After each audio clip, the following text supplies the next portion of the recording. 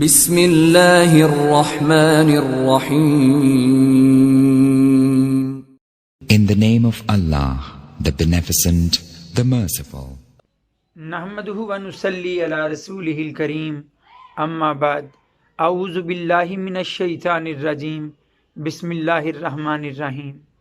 رب اشرح لي صدری ویسر لي امری واحلل عقدۃ من لسانی یفقہوا قولی. میرے سب دیکھنے اور سننے والوں کو السلام علیکم.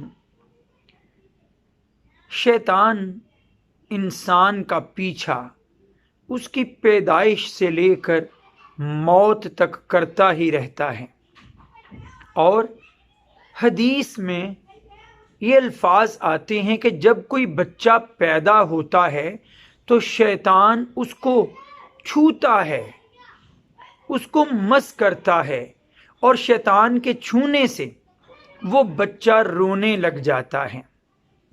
حضرت ابو ہریرہ رضی اللہ تعالی عنہ سے صحیح بخاری میں حدیث نمبر 4548 اور صحیح مسلم میں حدیث کا نمبر ہے 6135، یعنی متفق علیہ حدیث ہے کہ جب شیطان کسی بچے کو پیدا ہوتے ہی ہاتھ لگاتا ہے، چھوتا ہے، تو وہ بچہ رونے لگ جاتا ہے.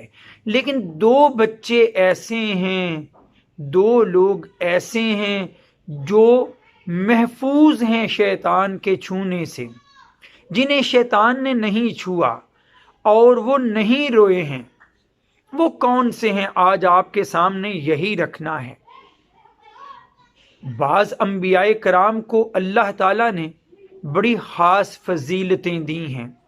آج ذکر ایک پیغمبر کے ایسی ہی فضیلت کا ہے کہ اسے شیطان نے نہیں چھوا اور وہ رویا نہیں.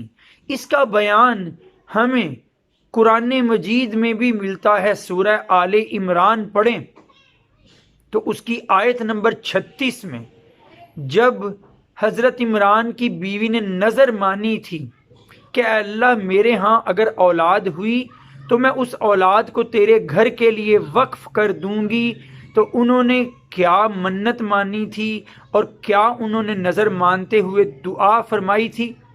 ذرا وہ الفاظ سنیے. آیت نمبر 36 میں وہ فرماتی ہیں انی سمیتھا مریم، میں نے اس پیدا ہونے والی بچی کا نام رکھا ہے مریم، اور وَإِنِّي أُعِيذُهَا بِكَ، اور میں اللہ اس بچی کو تیری پناہ میں دے رہی ہوں، وَذُرِّيَّتَهَا، اور اس کی اولاد کو بھی من الشیطان الرجیم، شیطان مردود سے بچاتے ہوئے. اے اللہ تیری پناہ میں.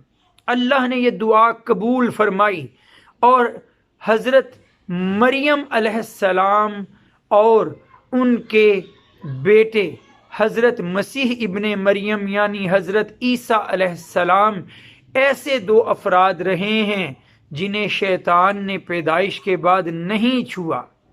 حضرت عیسیٰ علیہ السلام کی یہ فضیلت کہ جس طرح ہر پیدا ہونے والے بچے کو شیطان مس کرتا ہے اور وہ اس سے رونے لگتا ہے، تو حضرت عیسیٰ علیہ السلام اور ان کی والدہ شیطان کے چھونے سے محفوظ رہے. اللہ نے یہ دعا قبول فرمائی، اور اس کے نتیجے میں صحیح بخاری اور صحیح مسلم میں بھی حدیث ہے موجود کہ یہ دو افراد حضرت عیسیٰ علیہ السلام اور ان کی والدہ شیطان کے چھونے سے محفوظ ہیں. اللہ تعالیٰ نے جس طرح جو فضائل اپنے قرآن میں اور اپنے نبی کے ذریعے ہمیں بتائے ہیں، اللہ تعالیٰ انہیں ہمیں صحیح طور پہ جاننے اور صحیح طور پر بیان کرنے کی ہی توفیق دے. وآخر دعوانا ان الحمد للہ رب العالمین. السلام علیکم.